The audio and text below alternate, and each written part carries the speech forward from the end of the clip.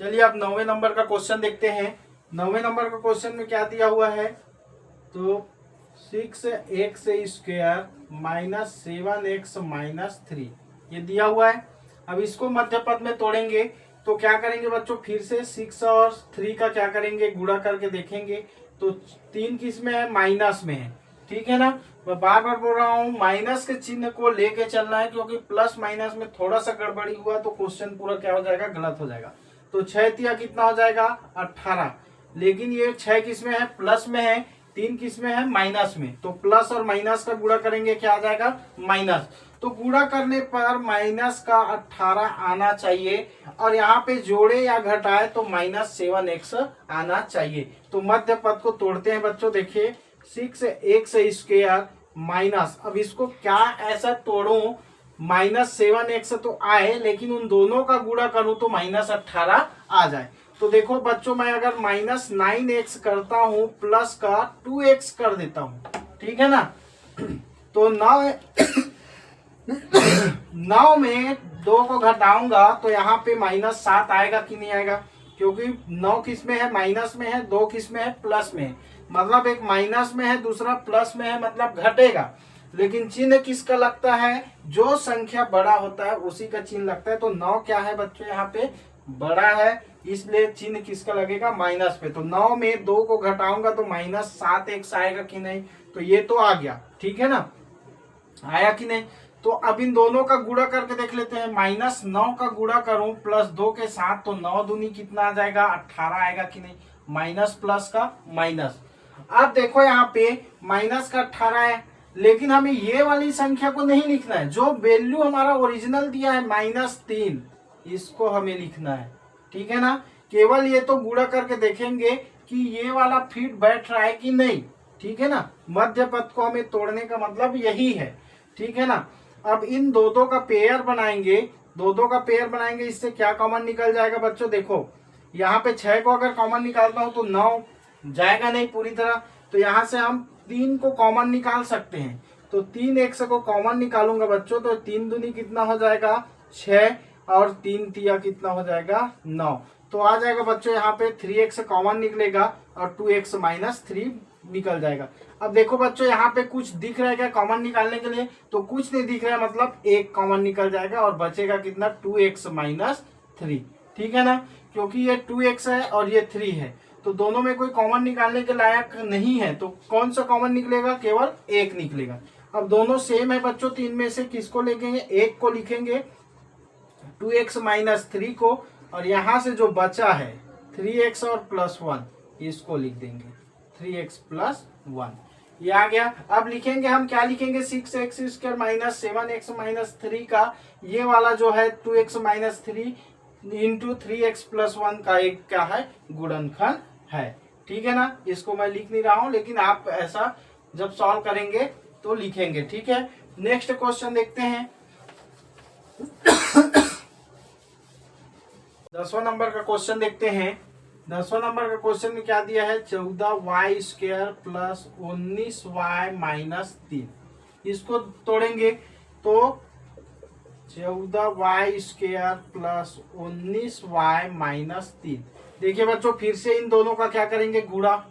14 गुणा माइनस का 3, तो 14 तिया क्या आया, माइनस का 42।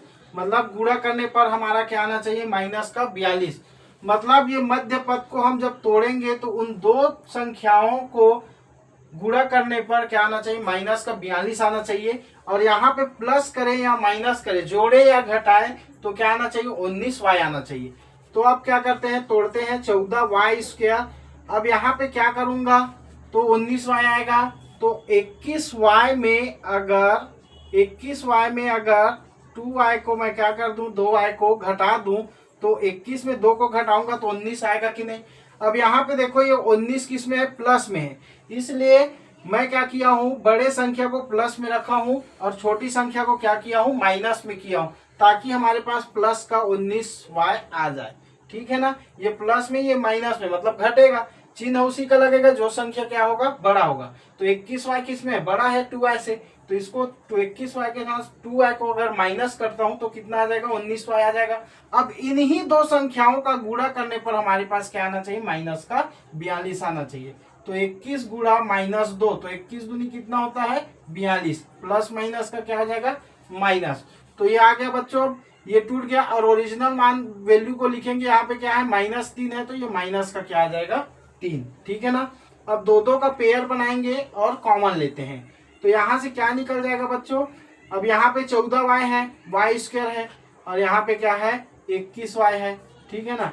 तो कैसे निकलेगा इन दोनों के बीच में कॉमन, तो 3 तो निकल नहीं सकता, 7 निकल सकता है, क्योंकि 7 दूनी 14, 7 तिया 21। तो ऐसा दिमाग लगाना पड़ता है इसमें कि क्या इसमें कॉमन ले, ठीक है, तो वो पूरी तरह से भाग चली जाए। तो 7y निकालेंगे तो यहाँ पे क्या बच जाएगा बच्चों, 2y बचेगा, और प्लस में 7 तिया 21 बच जाएगा यहाँ पे। ठीक है ना। ये माइनस है, तो माइनस यहाँ से एक कॉमन निकाल लेते हैं, क्योंकि इन दोनों में कोई कॉमन निकालने वाला नहीं है, तो कोई नहीं है, तो एक तो है ना, तो एक है, तो ये हो जाएगा 2y।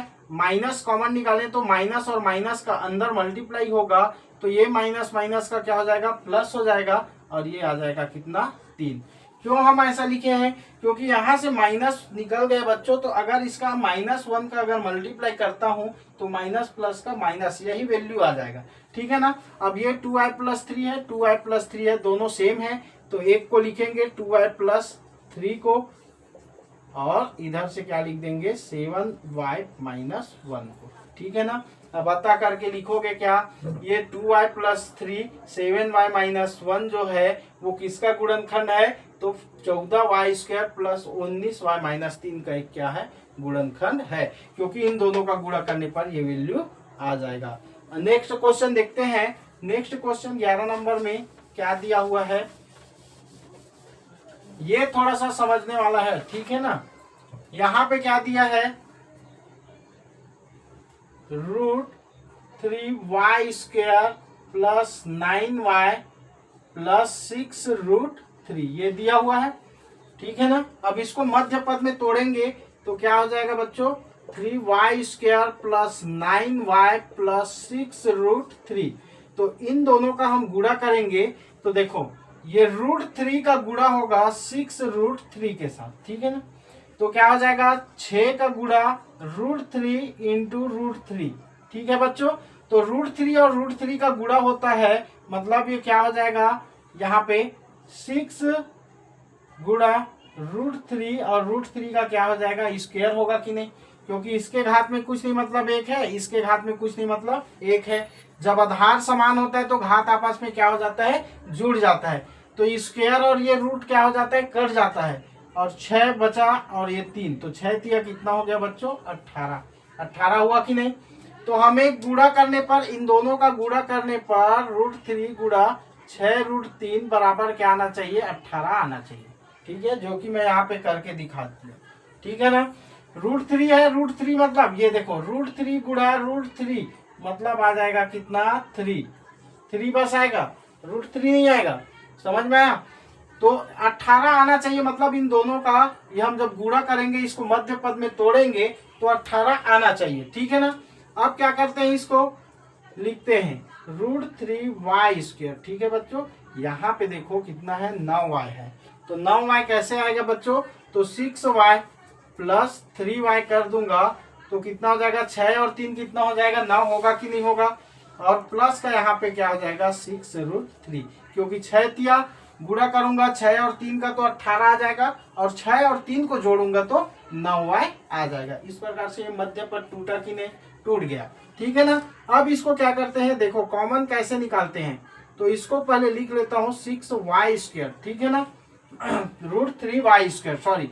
अब इसको क्या बना सकता हूं मैं, देखो 6y है, ठीक है ना, तो इसको 2 गुणा √3 गुणा √3 लिख सकता हूं कि नहीं लिख सकता हूं। देखो √3 और √3 का गुणा करूंगा, √3 गुणा √3 करूंगा तो क्या आएगा, 3 ही तो आएगा, और 3 का गुणा 2 है, तो 2 गुणा 3 करूंगा तो कितना आ जाएगा, 2 तिया 6 आएगा कि नहीं आएगा। तो हमारे पास ये 6 है, तो वो 6 प्राप्त होगा कि नहीं, ठीक है ना। इसको आसान बना रहा हूँ बच्चों इसको। अब प्लस यहाँ पे कितना है 3y है, प्लस 6 रूट कितना है 3 है, ठीक है ना। अब इन दोनों से कॉमन निकालने में एकदम आसान हो गया है। क्या रूट 3y अगर कॉमन निकाल दें तो कितना बच जाएगा बच्चों, यहाँ पे बचेगा y और यहाँ से क्या बच जाएगा 2 रूट 3, क्योंकि एक रूट 3 बाहर निकल जाएगा, ठीक है ना। तो इतना बचेगा। अब यहाँ से देखेंगे इन दोनों में क्या कॉमन निकलेगा, तो प्लस 3 कॉमन निकल जाएगा y और 3 दूनी कितना हो जाएगा 2 रूट 3, ये हो जाएगा, होगा। अब क्या करते हैं, इसको मिटा देता हूं। कितना आ जाएगा यहां से, तो y प्लस 2 रूट 3 और इधर से क्या बच जाएगा बच्चों रूट 3y प्लस का ये बच जाएगा 3, ये बचा है 3 और ये, तो ये इस प्रकार से इसका आंसर हो गया। इतना हम लिख सकते हैं और बोल सकते हैं कि ये जो दिया गया है ये इसका क्या है, एक गुणनखंड है, ठीक है ना। क्योंकि इन दोनों को गुणा करेंगे बच्चों तो हमें यही वैल्यू प्राप्त होगी। लास्ट क्वेश्चन देखते हैं इस एक्सरसाइज का, 12 नंबर का क्वेश्चन है, एकदम सिंपल है। यही थोड़ा सा लेंथी लगता है आप लोग को, वो मैं बता दिया। नेक्स्ट क्वेश्चन है 12 नंबर का, 144 x square plus 24 x plus 1, ठीक है। इन दोनों का हम गुणा करेंगे तो कितना आ जाएगा, 144 का 1 के साथ गुणा करूंगा तो 144 आएगा कि नहीं आएगा, दोनों प्लस में है इसलिए प्लस में आएगा। अब ये मध्य पद को तोड़ना है, 24 एक्स को ऐसा तोड़ना है कि जोड़े या घटाए तो 24 एक्स आ जाए और उन्हीं दो संख्याओं का गुणा करें तो 144 प्राप्त हो जाए। तो यहाँ पे क्या करेंगे, देखो 144 एक्स स्क्वायर ये सेम रहेगा, लेकिन 24 एक्स कैसे आएगा बच्चों, 12 एक्स प्लस 12 एक्स कर देंगे, ठीक है। 12 और 12 कितना हो जाएगा 24, और इन्हीं दो का 12 और 12 का अगर मैं गुणा कर दूं तो 12 का गुणा करने पर कितना आ जाएगा 144 आ जाएगा, कि नहीं। अब ये जो संख्या दिया ओरिजिनल वैल्यू को लिखा जाता है, ना कि 144 को, है ना, नहीं तो गलत हो जाएगा। अब इन दोनों का पेयर बना के कॉमन निकालते हैं, तो इससे क्या कॉमन निकलेगा बच्चों, 12 एक्स निकलेगा कॉमन, तो 12 एक्स निकलेगा तो यहाँ पे बच जाएगा 12 एक्स प्लस का यहाँ पे बच जाएगा 1, यहाँ से प्लस 1 कॉमन निकलेगा, बच जाएगा 12 एक्स प्लस 1, ठीक है। तो अब क्या करेंगे, इसमें से ये दोनों सेम है तो हम लिखेंगे क्या 12 एक्स प्लस 1 को और एक लिखेंगे 12 एक्स प्लस 1 को। देखो बच्चों दोनों का आधार क्या है, समान है कि नहीं। तो हम क्या लिख सकते हैं इसमें से, इसके घात में कुछ नहीं मतलब एक, इसके घात में कुछ नहीं मतलब एक, मतलब दोनों का आधार समान है, घात आपस में क्या हो जाता है, जुड़ जाता है। तो इसको क्या लिख सकते हैं 12 एक्स प्लस 1 का स्क्वायर, ये भी लिख सकते हैं, ये भी क्या हो जाएगा आंसर हो जाएगा। तो बोल सकते हैं 12 एक्स प्लस 1 का होल स्क्वायर क्या है 144 x square plus 24 x plus 1 का क्या है, एक गुणनखंड है। तो इस प्रकार से बच्चों हमने प्रश्न वाली 1.3 का पूरा क्वेश्चन कर लिया है। आशा करता हूँ ये पूरा गुणनखंड विधि आपको समझ में आ गया होगा। अगर वीडियो पसंद आए तो लाइक शेयर कमेंट करना ना भूले और सब्सक्राइब कर दें, ठीक है। धन्यवाद।